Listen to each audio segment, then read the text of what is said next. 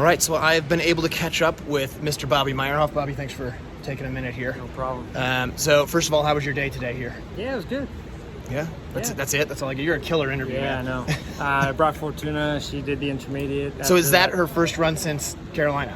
No, I ran her in the preliminary a couple weeks ago at Windridge Horse Trials near me and over by Tryon, and she won the prelim. Right. And I used to run her in a big miler with a big shank, and after that little issue I had at the bank, I thought, I need something that I could really hold her mouth and use my leg a lot more off the ground so I can get her to jump across those big ditching walls, because that's the only thing I was having a little bit of trouble with. Right. She was hanging up in the air. So I ran around the prelim in just a little wonder bit. Man, she drugged me the whole way. I was so gassed, out of breath, dying, and I was like, that's only a 5-minute course. What am I going to do? Right. So I brought her here, and I used the same bit, and I just put a double rein on it with a little gag strap that goes through the bit just to give me a little extra. Right. And it worked great. So I'm hoping I can use that to the big shows. And now will you show jump in that as well? No, I just show jumper in the wonder bit with a plain noseband. All right. So, but she was good today, and that was the intermediate you had, right? Yeah. Well done. Yeah, I went around slow, just wanted to make sure she's confident and, So controllable. If things were like a normal year and we had all of our CCIs happening, would you try to do along with her this spring? No, my plan all along was to just do some 4 shorts and give her a little break in the month of June. Right. And then get her ready for a 4 long at Morgan Park in the fall. Got it. That's okay. been my plan. So all your along. plan really is unchanged. Yeah, the plan didn't change. Okay. I just got a little sidetracked, and Well, it happens. which is kind of good because I'm actually glad that I'm working through this change in the bridle, and I think in the long run, at the end of the day, later on, it's going to really help me.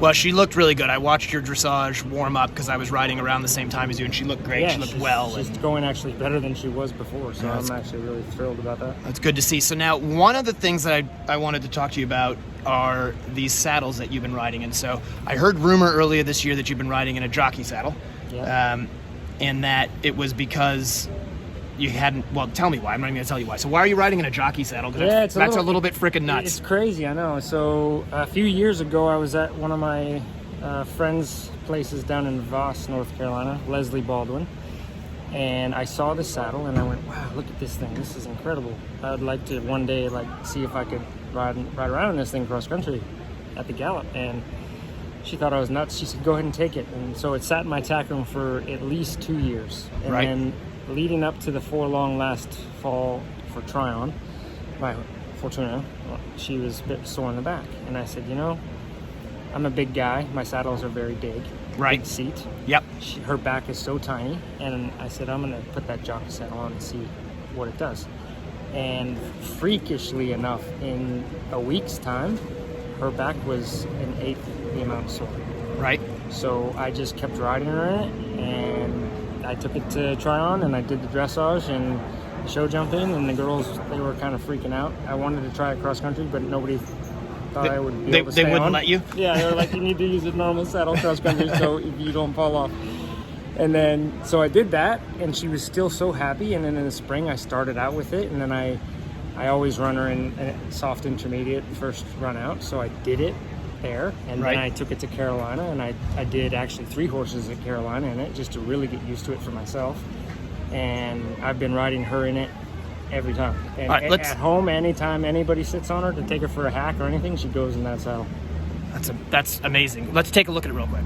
All right. So these are the saddles. So this is the original from Leslie Baldwin. This is quite old. Got it. I don't know how old, but it's got a very, very small tree in the very front. Just I was going to say, so there's a tree here, and then this... And this is nothing. There's nothing here. This is like a proper racing saddle. No, actually, it's a training saddle. Like the ones that they actually flat race in are a quarter this size, which is freaky. Yeah. But all it is a piece here for the stirrups and flap of leather. There's no real blocks, no nothing. Okay. And so when you ride in this is so close to the back and so low. There's no panels, no seats. So you're actually sitting a lot lower to the horse's back, so it changes your position. It's very interesting. So it would be about as close as you could get to riding bareback without. Oh yeah, I mean it feels like you're riding bareback. And what I So did you get the second one because it's different, or because you just had so many horses you wanted to ride and it you needed two? The second, yeah, so many.